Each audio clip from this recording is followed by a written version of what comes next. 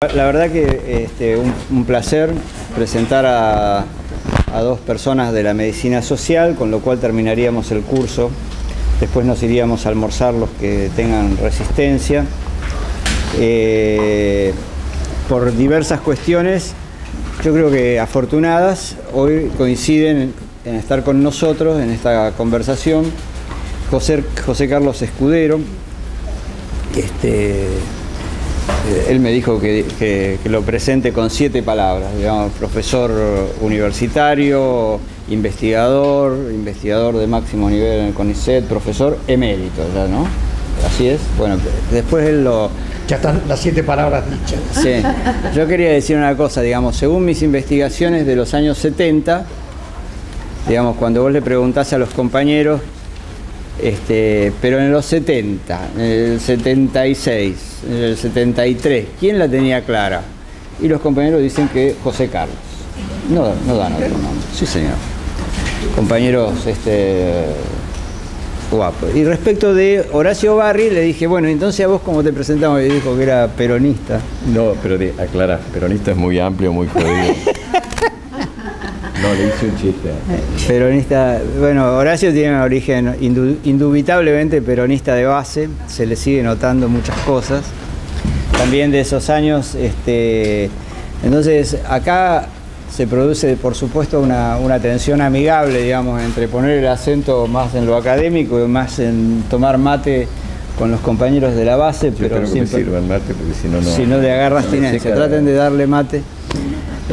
Bueno, Horacio tiene una trayectoria que también les pediría que es imposible de resumir. Él es fundador de Alames, estuvo en Europreto. Mario Testa, vos decís que estaba. Yo pensé que eras el único argentino que estaba en Europreto. Cuando a poco de morir Juan César García se funda este movimiento que organiza esto. Y bueno, la verdad que ha sido animador de todas las luchas, desde cuando se recupera la democracia, que nos conocemos, desde el MOSIS. Y bueno, y hoy sigue como un gran luchador. En mi opinión, su lado más fuerte es el del defensor de la participación popular en salud. Otros compañeros dicen que, en este caso los dos compañeros, que le ponen mucho el acento al uso racional del medicamento, a la producción pública de medicamentos. La verdad que me parece que tenemos una mañana muy interesante. Yo vengo de Córdoba, así que para escuchar. El acuerdo que tenemos es que arranca Horacio. ¿Sí, Horacio? Sí, no tengo problema. Si le damos mate, es mejor que un vietnamita que con un puñado de arroz combate todo el día. A él le damos mate y bueno, yo me formé con gente que venía de la resistencia peronista, ¿no?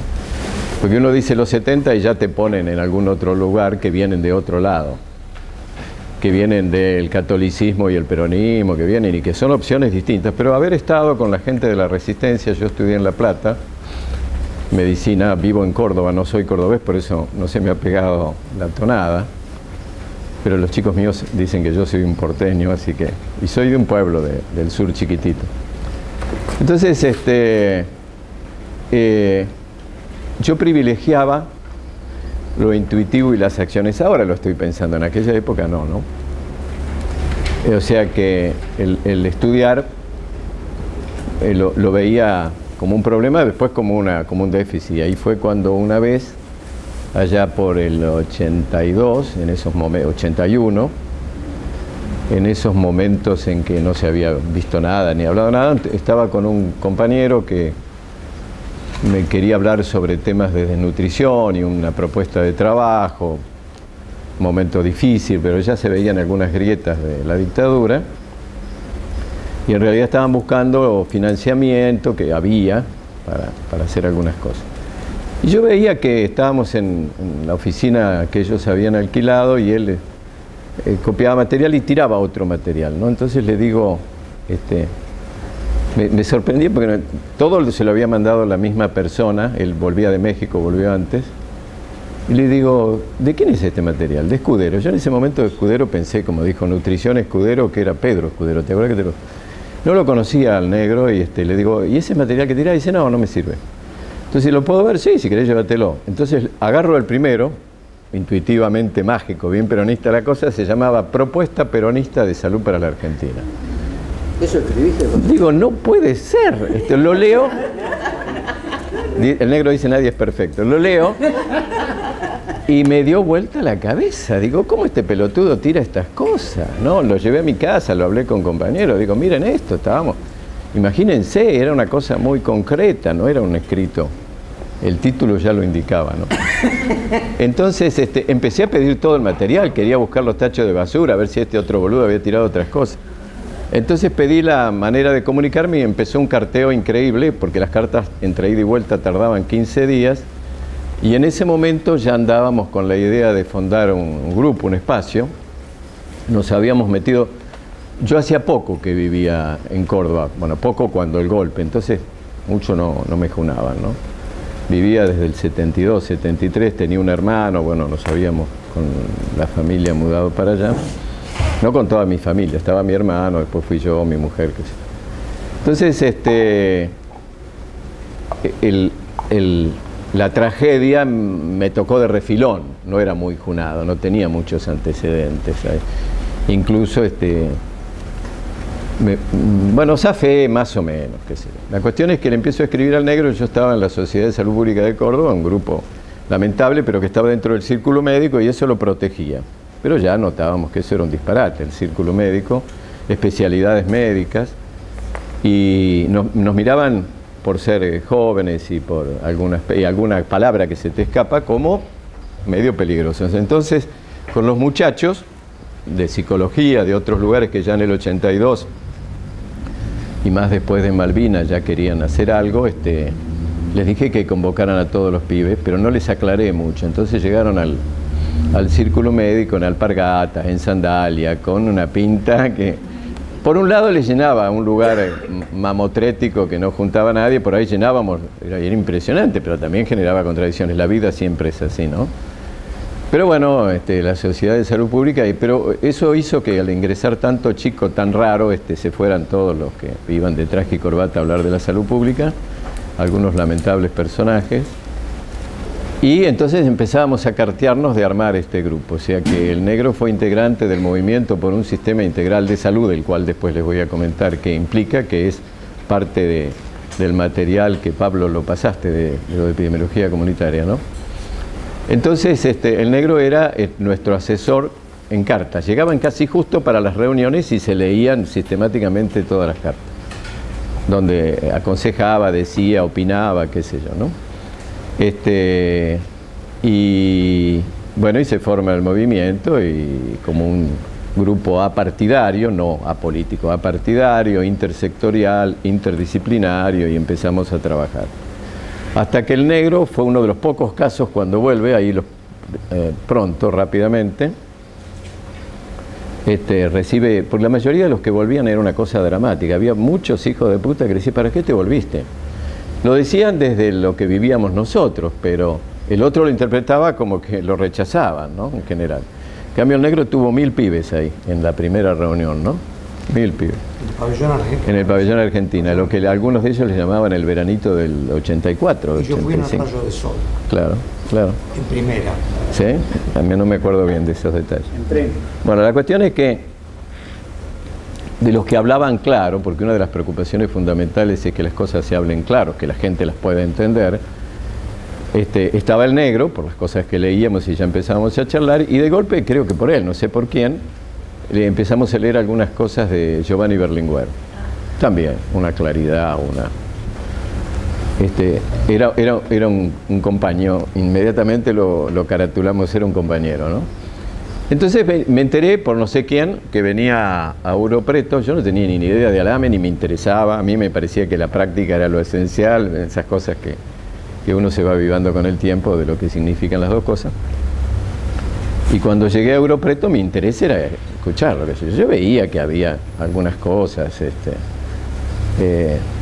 pero nada más. Y con Mario, que bueno, no sé, creo que nos conocíamos a través de Silvia Berman, ¿no? Por lo menos, no me acuerdo si lo conocía ahí o lo conocía de antes, pero sí estaba la amistad con Silvia Berman de Córdoba, que estaba en México en ese momento. Se volvió los primeros días del 84, ni bien asumió a Alfonsín, Silvia vino prácticamente, ¿no? Más o menos, los primeros días se vino Silvia. Sí. Bueno, la cuestión es que había una confianza con Mario, y Mario me dice, tenés que tratar vamos a hacer una reunión importante, vos tenés como función tratar de que no aparezca fulano que creemos que es Ortiva, ¿no? Y yo también creía eso. Entonces, bueno, tenía una manera de tenerlo entretenido, dice, pero después sacátelo rápido y venía a la reunión. Así fue que caí, no por otra cosa. Mario ya era un personaje muy reconocido ahí en Brasil. Mario Testa. Mario Testa, sí. No, Mario Testa estoy hablando. Entonces, después de sacarlo al otro tipo que era muy peligroso, porque yo sabía que en los círculos que se movía le decían que cuando se despedía y decía ya, en vez de decir voy y vengo, decía voy, traiciono y vuelvo. Así que con ese antecedente me dediqué, yo la conocí a la mujer, hablamos de otras cosas, le di un paseo en Ouro Preto para que fueran a ver las estatuas de Alejandro, se llama, ¿no? Que son tan maravillosas. Lo saqué de encima y me fui a la reunión, así caí. Entonces cuando pasaron lista estaba. Por eso cuando vos decías, vos fuiste de los fundadores, yo en ese momento estaba tan preocupado y me quería volver a lo que se pudiera acá, como reconquistar los espacios y bueno, y además las tantas cosas que había que hacer en ese momento.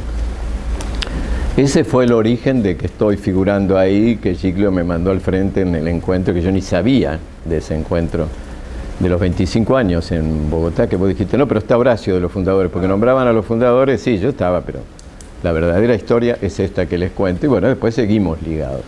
Igual en aquel momento me parecía un espacio medio teórico, por eso estaba y no estaba. Yo, por ese problema mío lo aclaro francamente. Entonces, bueno, el negro cuando volvió, así en esos encuentros se llamaban interdisciplinarios de salud. Los que conocen el pabellón Argentina en Córdoba, en la ciudad universitaria, hay unos salones muy inmensos, pero también hay un espacio inmenso que poniendo las sillas una al lado de otra, que era lo que nos daban, entraban más de 1000 pibes. Y lo habíamos llevado, creo que antes que vos, a Floreal. Floreal había enviudado hace poco, estuvo toda la dictadura sin moverse, y después en viuda, estaba muy tocado, pero nosotros sabíamos que había que sacarlo de esa tragedia, entonces lo invitamos. Pero lo invitamos y ya estaba con todos los cables pelados, sueltos de vuelta, como era él. Entonces, en esa reunión, imagínense, Ciudad Universitaria, año 83, principio del 84, viene Floreal. Los estudiantes lo organizan, por eso había tanta gente. Entonces Floreal dice, saluda y dice, vengo conmovido, escuchando los barriazos y llego al lugar del Cordobazo, que en ese momento cada palabra a nosotros, ¿quién estará mirando? ¿Quién estará escuchando? Y hay unas columnas inmensas de ese edificio señorial de Córdoba, ¿no? Y decía, y le pido a los muchachos de los servicios que salgan detrás de las columnas. Todos los 1000 se dieron vuelta a mirar, a ver si había alguno. Floreal era un exagerado, un loco. Después dejaba todo enquilombado y estábamos nosotros. Entonces yo por suerte no había aparecido como el organizador, sino los chicos. Entonces viene una chica muy de izquierda, de ultra izquierda, qué sé yo, blanca, mortal, y me dice, decirle que baje el tono, porque si no, nos van a meter en cana. Porque de los 1000 se empezaron a levantar 1, 2. Yo los iba contando, no más de 50, no más de 50, o sea que era 5%. Y entonces viene y me dice, le digo, si yo le llevo un papelito a Floreal que diga baja el tono, va a decir, también es un traidor, este hijo de puta. Le digo, lleváselo vos si querés, yo no. Pero no solo eso, a que no se levantan más de 50, y te juego que las primeras preguntas van a ser revolucionarias de más. Y efectivamente no se levantaron más de 50, y al final el primero que preguntó le dice, doctor, ¿usted entonces cree que hay que volver ya a la lucha armada? Una cosa delirante, ¿no? Pero bueno, después él aclaró y cuando se dio cuenta de lo que había provocado, porque Floreal era capaz de levantar a los muertos con su discurso. Yo no he visto a nadie tan emocional, puro y de esa manera, ¿no? Bueno, después quisieron seguir yendo y vino el negro y dio un discurso que les gustó mucho, sin este tipo de personalidad como la de Floreal, pero muy claro, muy contundente, y fue importante porque fue un recibimiento como vos te merecías, ¿no? Por eso cuando Pablo me dice si yo quería compartir un una mesa con el negro, dije, es como hacer un picado con Maradona, yo voy para verlo hablar, claro, ¿cómo no voy a querer compartir aunque haga alguna cosa? Pero me preocupé porque algunas de las cosas que el negro me ha planteado también me han ido replanteando, entonces me he puesto a ordenarme, porque antes lo llenaba de anécdotas y el negro me decía, basta de anécdotas, basta de anécdotas. Entonces empecé a ordenar un poco esto e incluso traje un material en el que Giglio hace 20 y pico de años estuvo presente en una mesa que se llamaba Participación Popular en Salud, con el inefable Seya, que es una persona que vos tenés que hablar porque soy el que lo convencés de que participe nuevamente, porque es un tipo bastante... Es un psicólogo que tiene... Es un psiquiatra. Psiquiatra que tiene una discapacidad motora importante y es un compañero que hay que rescatar, que yo considero que es un genio. Una más talentosa, Sí, sí. pero está en su tarea y muy limitado. Yo creo que No, pero no es la limitación física, yo creo que hay otras cosas, y como te tiene un gran afecto, y conmigo tenemos ya un rollo como hermanos. Voy y hacemos un café con Seya. Pero seguro, yo ya te mandé a avisar. Bueno, otro personaje de los que hay allá, ¿no? Entonces, ordené un poco el tema, en parte quería ordenarlo con lo que surgió en esa mesa que estuvo Giglio, porque Seya empieza esa charla diciendo, estamos hablando con Giglio de la mesa de esta mañana, después te voy a mandar una copia de ese material, sobre participación popular, y porque hay conceptos claves que después van a aparecer en epidemiología comunitaria como un resultado concreto, ¿no? Entonces, por ordenarme un poco, anoté algunas cositas de los que han ocurrido estos días también, y también hablar un poquitito de esto que está pasando en Córdoba, que es realmente muy fuerte. Pero antes de eso, y no hace más de 2 semanas, justo como cerrando estos círculos de cosas que empezaron con Giovanni, justo cayeron unos italianos filósofos y sociólogos y políticos, que pude averiguar de la situación actual de Giovanni, que ya tiene 88 y está con algunos problemas serios de salud, y hablamos de Gramsci de una manera como a mí me gusta, con las anécdotas también y toda esa historia, y llegué a la conclusión que si a Gramsci no lo hubieran metido en cana, quizá no hubiéramos tenido, para él hubiera sido mucho mejor, pero no hubiéramos tenido semejante material tan concreto, tan categórico de análisis, ¿no? Que cuando uno tiene mucha práctica se da cuenta que necesita de ese material. Pero otro de los filósofos que fue a hablar de Spinoza, Stefano Vicentin, al terminar, para colmo hablaban en italiano puro, mucha gente no entendía, ¿no? Y no había traducción simultánea. Se entiende, pero no todo, ¿no? Pero bueno, yo entendía un poco más, y Stefano Vicentin, que es especialista en Spinoza, cuando termina, éramos muy poquitos, uno dice, tanto esfuerzo y tan poca gente que lo pueda... Entonces estaban todos un poco intimidados por este hombre que sabía tanto, qué sé yo, y al cual mucho no le habían entendido el italiano. Entonces otro, que coequiper ahí, de Córdoba, le dice, quiero hacerte una pregunta, ya que habló mucho del tratado político y del tratado teológico político. Le dice, ¿qué diría Spinoza de esta democracia? Entonces le diría, no. Para Spinoza esto no sería democracia, sería aristocracia, ¿no? La democracia representativa, ¿no? Como dice Castoriadis, los griegos nunca hablaron de democracia representativa. Él lo dice desde los griegos, ¿no? Entonces, claro, eran otras situaciones, otros contextos, otra población, otra qué sé yo, pero me parecía un tema a mencionar como para empezar esta charla de la democracia representativa convertida en aristocracia de alguna manera, con sus límites. Estoy contando más o menos textual. Después me acordé también de una frase, como que sirve para esto de participación popular en salud, que era de Rosa Luxemburgo, que la leí y me llamó la atención porque no sé en qué contexto, en qué momento dijo, si el pueblo supiera, esto duraría 3 días. Pero ¿qué es el pueblo supiera? ¿Cómo sabe? ¿No? Me parecía una cosa interesante. Como yo soy docente del último año de medicina preventiva y social, entre paréntesis había una alumna mía acá, no la veo ahora, Josefina Marvis. ¿Está? ¿Está viniendo? Porque la mato, si hoy no viene justo, no viene. La mato. justo hoy no viene, la semana pasada se despidió. Pucha, qué pena. Que quiere ingresar a la facultad de ustedes. Porque es un ejemplo claro de alguien muy sensible que en la facultad se sentía muy mal, en la Facultad de Medicina de Córdoba, con los niveles y con el tipo de autoritarismo y todo eso, ¿no? Porque yo le dije, claro, ella creyó, ella desde el interior y probablemente haya tenido que irse, ¿no? Hablando de los estudiantes de medicina, hay pocas cosas que los sacuden, ¿no? De lo que uno le da. Después siguen su curso. Sí, les interesa, hablan, dicen, qué sé yo. Pero son pocos los que vuelven o se dan cuenta, mejor dicho, de que no se les va a impedir llegar, que aprendan otras cosas, que piensen de otra manera. No son muchos. Pero hay una frase de Castoriadis, ya que lo nombré, que les gusta mucho, es muy cortita, y no sé por qué motivo, pero algo les toca, más que el resto de las cosas. Entre las tantas cosas que charlamos, conversamos y le doy material, es muy cortito, como se los quiero leer para ver qué les parece a ustedes, ¿no? En algún momento, en un libro que me regalaron, en un momento muy particular, porque yo estaba leyendo cosas de Carrillo, y uno de los chicos míos que estudiaba filosofía me regaló este libro, copié esto y después lo pasé a un artículo que hice sobre el Foro Social de Belén. Yo iba a Belén do Pará, en Brasil, donde estaba el Foro Social Mundial, ahí había vivido Carrillo, lo estaba leyendo, estaba medio... Y dice cosas muy parecidas, de alguna manera, y en la misma época de las que decía Carrillo. Esto es muy cortito, después no leo nunca más. Él dice: tengo el deseo y siento la necesidad para vivir de otra sociedad que la que me rodea.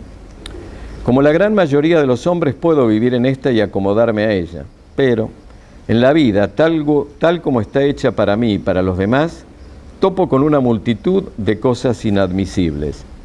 Deseo y pido que antes que nada mi trabajo tenga un sentido, que pueda probar para qué sirve y la manera en que está hecho, que me permita prodigarme realmente en él y hacer uso de mis facultades tanto como enriquecerme y desarrollarme. Y digo que es posible con otra organización de la sociedad para mí y para todos. Digo también que sería un cambio fundamental en esta dirección si se me deja decidir con todos los demás lo que tengo que hacer y con mis compañeros de trabajo el cómo hacerlo. Deseo poder, con todos los demás, saber lo que sucede en la sociedad, controlar la extensión y la calidad de la información que me es dada. Pido poder participar directamente en todas las decisiones sociales que puedan afectar a mi existencia o al curso general del mundo en el que vivo. No acepto que mi suerte sea decidida, día tras día, por una gente cuyos proyectos me son hostiles o simplemente desconocidos, y para los que nosotros no somos, yo y todos los demás, más que cifras en un plan o peones sobre un tablero, y que en el límite mi vida y mi muerte estén entre las manos de unas gentes de las que sé que son necesariamente ciegas. Sé perfectamente que la realización de otra organización social y su vida no serán de ningún modo simples, que se encontrarán a cada paso con problemas difíciles. Deseo encontrar al prójimo a la vez como a un semejante y como a alguien absolutamente diferente. No como a un número, ni como a una rana asomada a otro escalón, inferior o superior, poco importa, de la jerarquía de las rentas y de los poderes. Teniendo este deseo, que es el mío, no puedo más que trabajar para su realización. A mí me pareció que es concreto lo que dice, ¿no? Porque a veces hay un salto importante entre las cosas fundamentales que se dice y la falta de traducción. Es como si acá se pudiera comprender automáticamente. Está hablando de sentidos profundos que tenemos cada uno de nosotros. Porque uno de los temas importantes también, que a medida que ahondamos en los conocimientos, nos cuesta más poder transmitirlos. Ahora estamos con un seminario permanente de epidemiología comunitaria dando, y vienen promotoras sociales del interior, gente que es campesina, que está promotoras de salud del PAMI en el interior de Córdoba. Hay un fenómeno muy interesante en el PAMI Córdoba, en este sentido. Y había unas compañeras que no entendían nada, pero por su condición de campesina, cuando volvían tenían que guardar las cabras, cuando volvían del curso, venían de ordeñar, esas cosas. Y entonces las caras decían, y uno va, como dice Giglio, basista, no del PB, pero basista. El PB fue una desviación, es otra cosa, ¿no? Uno va y le dice, no entendiste nada, ¿no? Entonces como va directo no te pueden decir, no entendí nada. Va, había confianza, había cariño. Y después de un tiempo que siguieron viniendo, dije, no, acá pasa algo. Entonces le digo, ¿y ahora? Y ahora entiendo mucho más. Pero ahora no me entienden a mí, la gente de allá, ¿no? Esto es un tema muy importante, ya que vamos a hablar del tema participación en salud. En aquella mesa que estuvo Giglio hace más de 20 años, está el material, tenemos que subirlo a internet, en esa época, en Salud y Sociedad lo publicamos, decía algunos conceptos nada más para reflexionar, porque algunos conceptos son fuertes, son provocativos, son críticos, ¿no? Dice, participar siempre se participa, es como comunicar, siempre se comunica, para un lado o para el otro, el tema es el cómo y para qué, ¿no? Esto me parece una cosa importante, uno dice, no, yo no, pero yo sí, el yo no es algo, significa, ¿no? Las cosas que surgen en momentos en esa gente que no estuvo, le voy a contar la frase más escandalosa y más anacrónica y más colonial que escuché antes de ayer. Iba caminando y una señora de un barrio medio paquete, clase media, media alta, estaba hablando con otra, todos hablaban de lo mismo, si han reventado 1000 negocios, si han habido, no es una cosa aislada, un grupito cerca de la villa, no, es todo. Entonces una señora le pasa y le dice, ¿vio señora lo que estamos viviendo? Y esta mujer le dice, otra vez los indios. Es notable esa frase, otra vez los indios. Como alguna gente tiene, pasa el tiempo, pasa la cosa, otra vez los indios.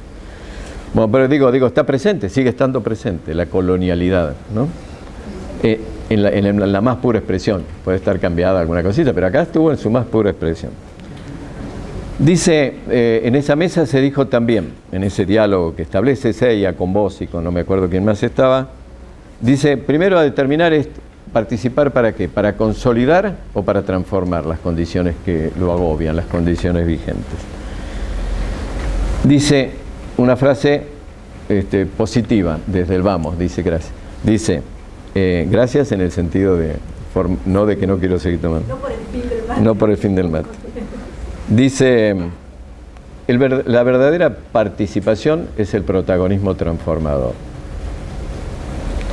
Lo importante para esta situación es el grado de protagonismo y de autonomía. Es fundamental analizar la relación dialéctica entre individuo y colectivo. Los grupos pequeños que surgen de las condiciones concretas, de lo que pasa en ese momento y lugar, son fundamentales, pero se tienen que ligar con los otros grupos y con lo macro. Si lo macro lo incorpora y hace lo de la lampalagua, se lo come y después sigue siendo la lampalagua, ese ciervo o no, adentro esas víboras que tienen un cordero y parece el cordero, pero que es lo que hacen en general los grandes partidos, los grandes grupos, dice, y se empieza con la bajada de línea, se desnaturaliza la participación y no sirve absolutamente para nada, ¿no? No logran transformar nada. Ejemplos múltiples y documentos concretos de cosas como para analizar y leer que han pasado, ¿no? Y que pasan todos los días. Si el grupo se siente no comprendido o algo por el estilo, por eso dije el PB y otras cosas, el riesgo que se corre es caer en el alternativismo. Tampoco termina concretando nada. Y estos son temas muy difíciles de manejar y de superar, porque aparecen permanentemente. Hace poco hay un movimiento campesino cordobés, donde hay un grupo de gente de salud que se ha integrado, que eran los que formaban una agrupación independiente Quetzal, que son lo mejor que le ha ocurrido a la universidad en los últimos tiempos, porque están trabajando en la universidad, pero sobre todo ahí en el movimiento campesino del norte cordobés, se ligaron con el Mocase y con otros grupos, el de Santiago del Estero. Y yo fui a una charla porque traían campesinos. Y el más lúcido de Quetzal, uno de los primeros que empezó con este tema, estaba en una mesa, él como coordinador, con 2 campesinos. Entonces hace una introducción y dice, bueno, ahora va a hablar Tomás, no sé cómo se llamaba el muchacho, Santos creo que se llamaba. Dice, va a hablar él ahora de una experiencia muy importante. Entonces lo veo al muchacho. Ya se empezaba a preparar, era fuerte hablar ante universitarios, ¿no? Y sigue contando lo que va a contar y al final no pasa Santos, es una cosa tremenda. Él lo reemplazó, habrá pensado que a lo mejor no podía, no sé qué pasó a lo mejor, pero no en toda la mesa, yo estuve toda la mesa esperando que lo reivindicara este muchacho, ¿no? Por él mismo, ¿no es cierto? Y porque si es un movimiento campesino, y yo que los conozco bastante bien al movimiento campesino y también al Mocase, sé lo que pasa con los técnicos, con los tipos que se sienten y cómo joden al resto, sin quererlo, ¿no? Más allá de la intencionalidad. Entonces, esta relación de lo macro que llega a ponerse rígido y bloquea, o lo micro con el alternativismo, me parece que es muy importante. Y que si se plantea desde abajo para arriba, tanto que hablamos del fuego para calentar, tiene que ir desde abajo, con ese tema del Martín Fierro, ese verso, que es tan lindo, bueno, esto hay que empezar a hablarlo, ¿no? Porque las cosas surgen en el igual a igual, de ninguna manera cuando se baja línea. Y se desnaturaliza la participación cuando se baja línea. Porque los grupos micros no tienen por qué tener un objetivo prefijado. Al contrario, deben ser espontáneos y deben ir creando los materiales y las cosas con la técnica del bricolage, dice Seiya, o con la del mosaico, ¿no? Ir juntando las cosas, y eso les va a dar un proceso que van comprendiendo otras situaciones. La bajada de línea impide comprender. Impide entenderlo, es otro que ha hecho un proceso y quiere dárselo digerido, y el otro necesita hacer su digestión. Entonces, acá se planteaba que el protagonismo solidario debe tener en claro que tiene que ser en respuesta a situaciones concretas de la vida, en respuesta a condiciones concretas de la vida. Esto es lo único, según este planteo, lo vuelvo a reiterar porque me ha resultado muy significativo, esta es la única manera de construir poder real. Cuando la gente, eso que hablar tanto de palabras que aparecen y son lindas, pero el empoderamiento, ¿no? Que si se lo decimos a otro no lo entiende, pero el empoderamiento, ¿cómo debe ser? A partir de situaciones concretas, que pueda vivenciarlo, ¿no? Y ahí Seiya que planteaba, ¿te acordás de la apotegma de la Comuna de París? Que hasta nosotros dijimos, apotegma, ¿qué será, no? Como decía el viejo también, la apotegma. Pero bueno, esas palabras que se emplean en reuniones de este tipo, pero que te implican un cambio de actitud frente a este tema. Y también dice otra cosa provocante, que tenemos que reflexionarla. Esto no lo estoy dando de ninguna manera, todo lo contrario, como verdades, si no volvería a ser el mismo error de la bajada de línea. Dice, lo primero tiene que ser la negación de la situación que perturba, el no. Es algo que toma de vuelta, ¿cómo se llama el irlandés que está en Puebla? Holloway. Primero es el no, le dice, ¿no?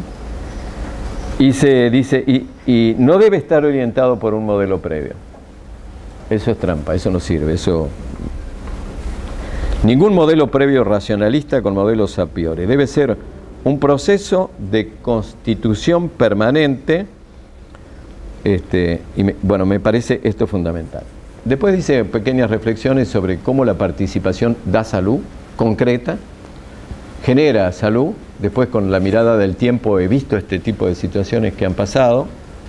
Por ejemplo, en un grupo, y digo el PAMI, después les voy a comentar por qué, porque esto lo hemos vivido de cerca, pero en un grupo de alfabetización de viejitos, en el norte cordobés, que se había comentado a alguien de que el ministro de Salud decía que no había Chagas, ya estaba controlado. El ministro de la Sota del primer gobierno, Chui, que es un sanitarista, que es un tipo que se supone que estaba mintiendo deliberadamente, que estaba controlado, dice, y que a lo sumo habría un 10% de Chagas.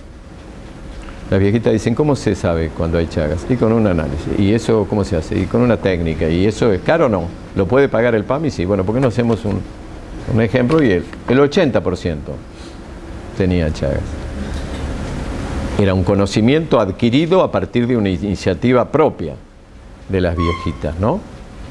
Que estaban estudiando a los 70, a los 80, ya estaban pensando. También pasan otras cosas cuando uno empieza a hablar.